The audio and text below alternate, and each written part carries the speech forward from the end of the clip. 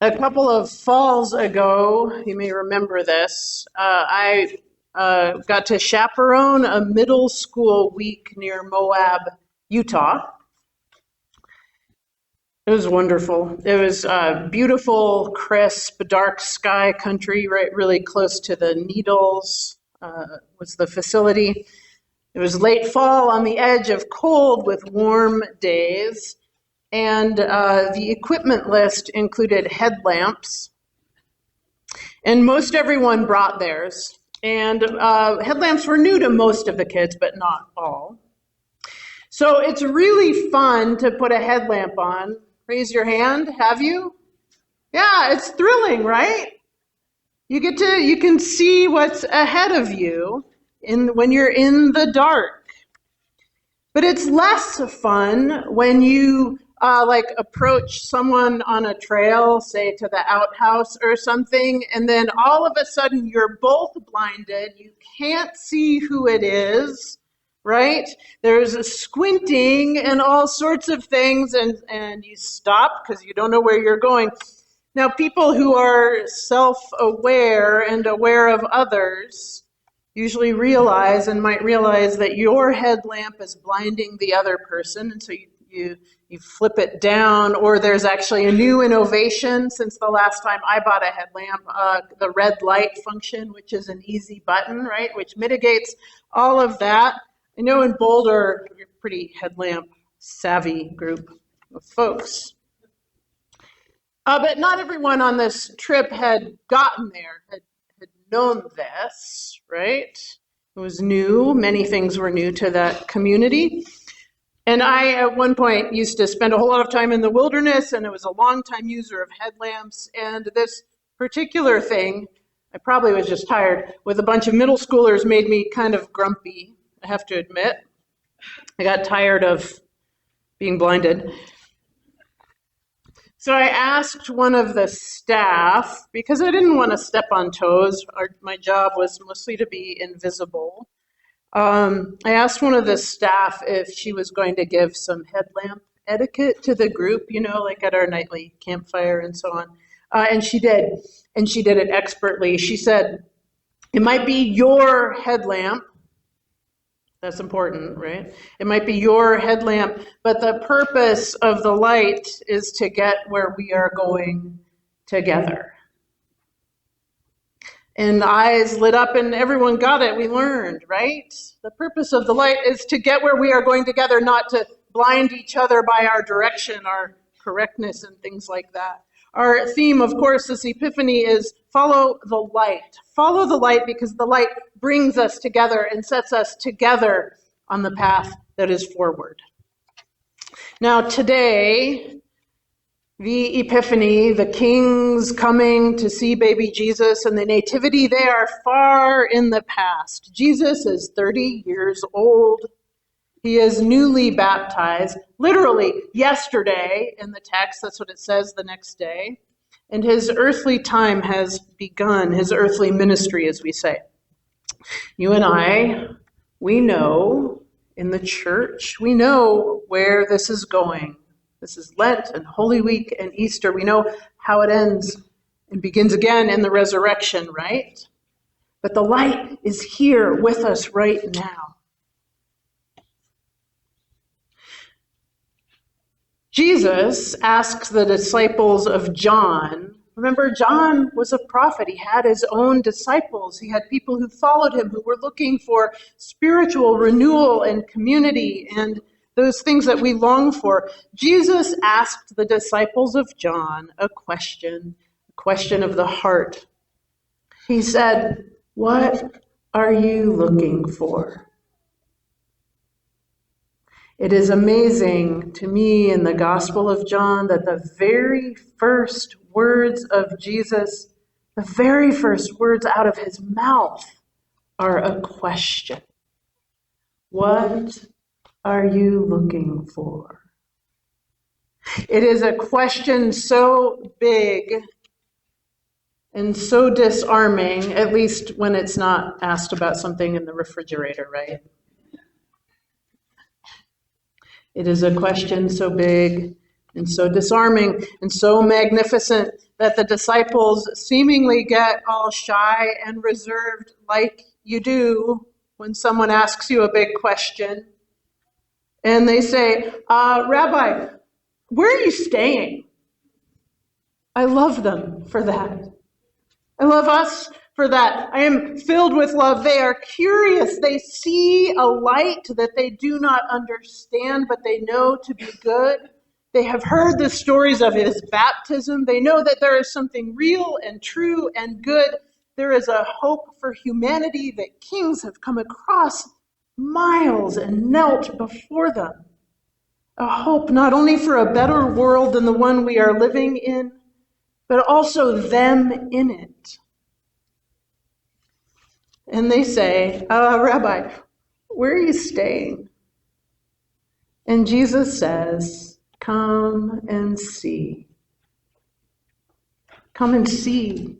And that invitation, friends, is everything. It is community and it is us. This is belonging and this is commissioning. It is, I love you and there is a better way for you all at once. Come and see. Come and live in this new community and see if it works for you. Is it trustworthy and true? Is there freedom? Is there meaning? Is there love? Is there care? It is worth pausing today. What are you looking for? What are you looking for? It's a core question of being human. For most people, safety, right? A place to be known, noticed, needed, named. You know, unbeknownst to both of us, both Rabbi Green and I at Har Hashem preached that in the fall on the same weekend. I love that. Our communities, our congregations love to be known, long to be known, named, noticed, needed. What are you looking for? Relationships that are encouraging and caring, truthfulness, joy, laughter, food, enough, warmth, freedom from fear. This weekend, of course, we also remember the Reverend Dr. Martin Luther King Jr. He would have turned 97 on Friday. Do we have any of our 97-year-olds with us today? Any? No, not quite. But we have several that are close. He was assassinated at 39 days after preaching his last sermon at our cathedral, the Episcopal Cathedral, Washington National Cathedral. His gifts to us are many and worth studying in depth. But among the greatest was his transformation and use and fleshing out of the idea of beloved community. And I want to talk about that today. He didn't coin the term, although many think he did. It was around before he was even a child. And in a world of protests, unrest, violence, and histories of systemic oppression, I speak of his time and ours. He gave us beloved community as something for all people. Now, last fall, beloved community became one of St. Aidan's values when our vestry revisited our mission and our values. Beloved community, joyful worship, campus-facing love, sustainability, and collaborative service. And when Jesus says, come and see, it is this that he is talking about. And the fact that the disciples say, Rabbi, where are you staying, speaks to that most challenging and most beautiful part of community. Because beloved community is not a place we arrive at, but a practice we embody. It is not a place we arrive at, but a practice we embody. We are not going to perfect it here in the church and then hold it up. for the whole world, be just like us, right? We are going to practice it here and practice again and practice until we get the date right in the bulletin, right?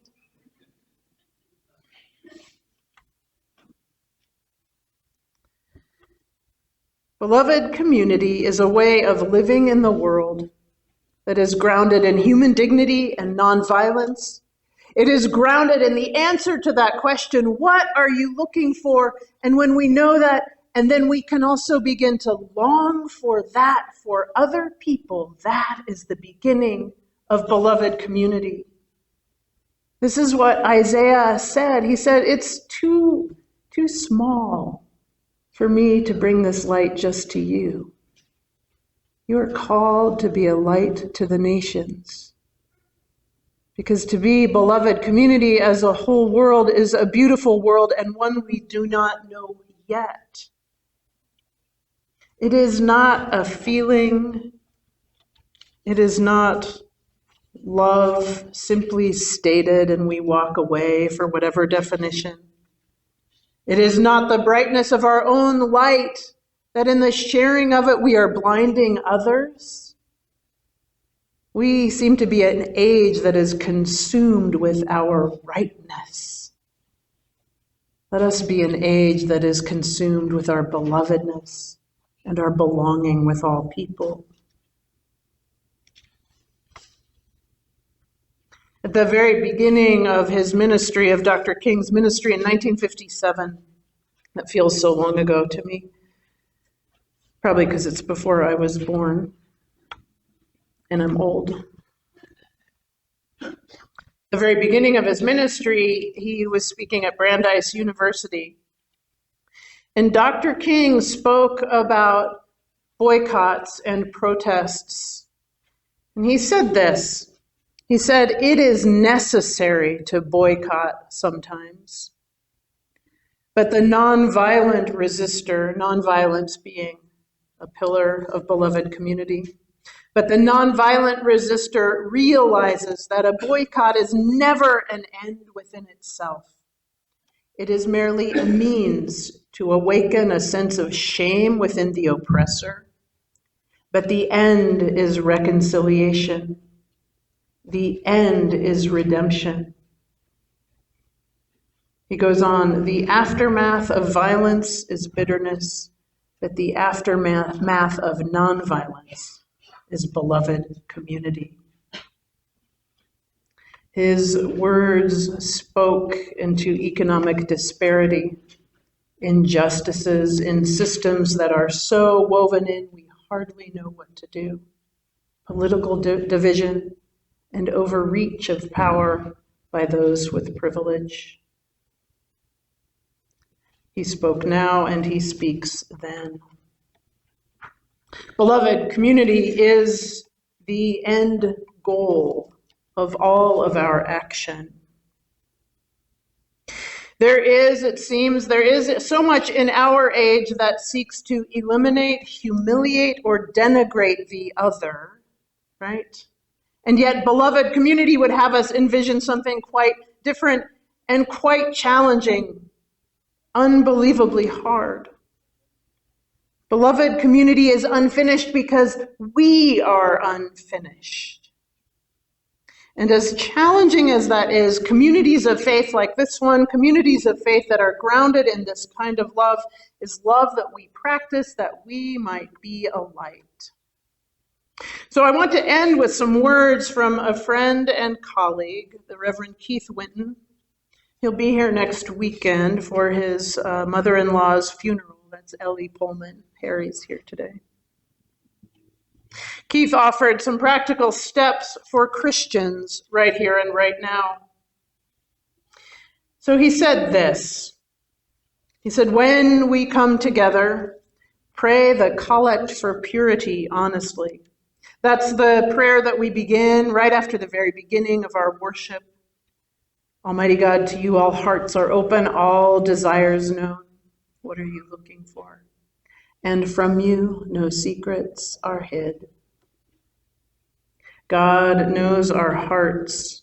May our hearts be open. May our desires be known. Let us be clear about what we are looking for. He goes on. He says, refuse in every way dehumanizing speech. That post on social media that says, those people are humiliated, don't share it. Just don't. Right? Beloved community has something better and more. Take a break from the outrage machine for a while, however that looks to you. Take a walk. Practice listening and talking across boundaries as much as you can. Protect the vulnerable in practical ways. What can you do? If it is nonviolent protest, do that. If it is caring and serving for the poor, if it is inviting someone to come and see with you, then do that. And finally, practice faithful citizenship. The promises of our baptism are the promises that we reflect in our lives and in our world. So I give thanks to remember Dr. King this weekend, this day, this life, this church. I give thanks to remember that beloved community is so expansive. It includes communities of faith and people who care about a common good. It is not new for us. Presiding Bishop Michael Curry, the best line of his tenure as presiding bishop for me was that we are people of enlightened, there's that word again, enlightened self-interest, right? That we have a light that is so good and beautiful that we can't help but want to share it with others. And those things that we long for, that warmth, that community, that love, that food, that safety, that belonging of beloved community. So my friends, let us shine that light and let us follow it together. Come and see. Amen.